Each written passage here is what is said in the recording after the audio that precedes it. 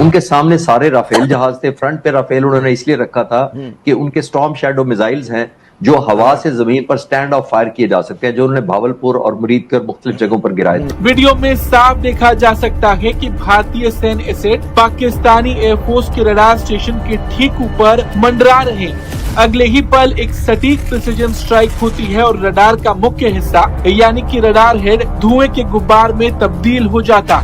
ये normal visuals नहीं है, ये बहुत खौफनाक विजुअल्स है। ये इतने खौफनाक विजुअल्स हैं। एक उनका टारगेट ये था कि पाकिस्तान के अंदर आकर गिराएंगे। आज पहली दफा चाइनीज ने कंफर्म किया है कि हमने पाकिस्तान एयरफोर्स को इंडिया पाकिस्तान जंग के बीच में सपोर्ट किया था। ये देखे हमने भावलपुर हमला किया, ये देखे हमने पाकिस्तानी जहाज मारे, तो हमारी डोमिनेंस है और पाकिस्तान को हमने न्यू नॉर्मल पर सेट कर लिया कि इंडिया कन्वेंशनल वॉरफेयर में हमसे बहुत आगे चला गया। हमारी इकोनॉमिक डिफिकल्टीज ऐसी थी, कभी किसी से $1 अरब उधार मांगते थे, कभी दूसरे से मांगते थे। इस बदलते स्ट्रेटेजिक लैंडस्केप के बीच में एक जो नाम है वो तेजी से ऊपर कर आ रहा है, वो है प्रोजेक्ट कुशा। आज ईरान, अमेरिका, अरब अमारात में शदीद तरीन झड़पें, अमन मुआहदे का पेज फट गया। इंडिया के जो सेक्रेटरी खारजा हैं विक्रम मिस्री, उनकी मुत्तहिदा अरब अमारात की जो खातून वजीर हैं रहीम अल हाशमी, उनके साथ मुलाकात हुई है। सर ने मुत्तहिदा अरब अमारात में अपना जो राफाल तैयारे हैं उनका एक स्क्वाड्रन तैनात कर दिया है।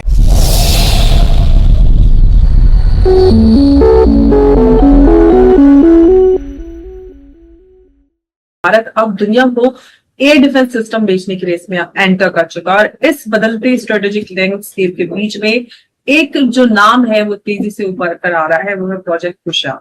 रिपोर्ट्स की हम बात करें तो भारत के indigenous long range air defence programme project Kusha में दुनिया के 7 से 8 देशों ने इंटरेस्ट दिखाया है और भारत सरकार ने इस एम्बिशियस जो प्रोग्राम है उसके लिए लगभग 21,700 करोड़ सैंक्शन किए हैं और ये जो इसके ट्रायल्स हैं वो करेंटली चल रहे हैं।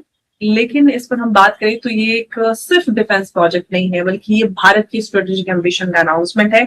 आज तक दुनिया में एडवांस्ड जो एयर डिफेंस सिस्टम है उनकी बात होती है तो कई सारे बड़े नाम आते हैं, जिसमें हम S-400 की बात करते हैं, पेट्रियट मिसाइल सिस्टम की बात करते हैं, आयरन डोम की बात होती है। लेकिन अब सवाल यहाँ पर उठ रहा है कि क्या भारत अपना खुद का जो ग्लोबल एयर डिफेंस इकोसिस्टम है वो बिल्ड कर रहा है। और इसी कहानी में हम यहाँ पर बदलते हुए जो एंगल है जिसमें BEL, BTL जैसे जो इंडियन डिफेंस जाइंट्स एक्सपोर्ट्स जो अपॉर्चुनिटीज है उस पर भी फोकस कर रहे हैं, तो इसको पूरा थोड़ा सा समझने की कोशिश करेंगे। और हमारे पास बात करने के लिए आज इस शो में मौजूद हैं lieutenant general Dushyant Singh, DG clause. Sir बहुत स्वागत है आपका। जय हिंद, नमस्कार। जय हिंद अंबर जी, आपको नमस्कार और आपके ऑडियंस को भी नमस्कार, प्रणाम, जय हिंद। बहुत धन्यवाद सर, जय हिंद। सर प्रोजेक्ट कुशा की बात करते हैं कि जो ये प्रोजेक्ट कुशा है भारत का इंडिजिनस आंसर है, क्या S-400 कैसे देखें सर इस बड़े की बारे? देखिए S-400 हमने लिया था शॉर्ट टर्म रिक्वायरमेंट के लिए और प्रोजेक्ट कुशा जो है हमारी लॉन्ग टर्म उस गैप को भरने के लिए है। इस समय अगर हम अपने देश को देखें तो जो हमारे देश का जो भूगोल है या ज्योग्राफी है वो बहुत बड़ी है।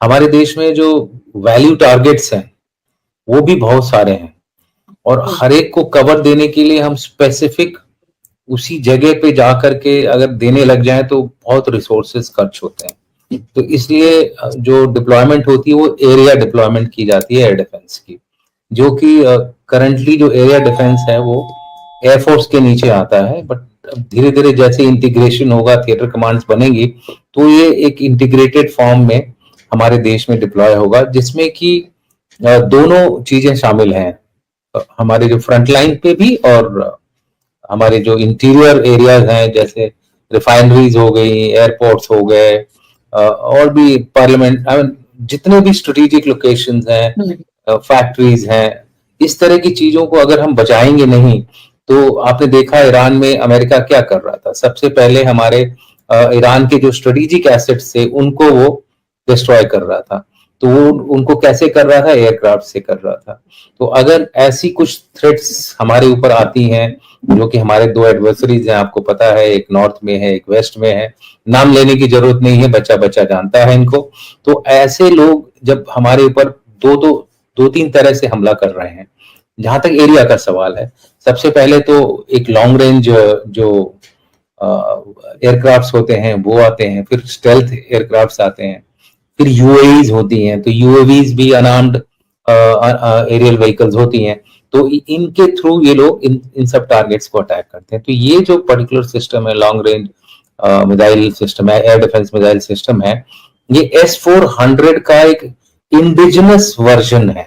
यानी कि इसमें जो S-400 में ब्लैक बॉक्स की प्रॉब्लम होती थी कि क्योंकि कुछ चीजें जो होती हैं वो जो कंट्री बना रही होती है वो अपने कंट्रोल में रखती है, उसका सोर्स कोड बोल लीजिए या उसका जो दिमाग बोल लीजिए, जो क्रिटिकल टेक्नोलॉजी होती है वो आपको नहीं इंडिया मिलती। के जो सेक्रेटरी खारजा हैं विक्रम मिस्री, उनकी मुत्तहिदा अरब अमारात की जो खातून वजीर हैं रहीम अल हाशमी, उनके साथ मुलाकात हुई है। और इस मुलाकात के अंदर इंडिया और मुत्तहिदा अरब अमारात के दरमियान चंद हफ्ते कबल दस्तखत होने वाले जो म्यूचुअल स्ट्रेटेजिक डिफेंस एग्रीमेंट का लेटर ऑफ इंटेंट साइन किया गया था, यानी ख्वाहिश का इजहार किया गया था, उस पर पेश रफ्त का जायजा लिया गया।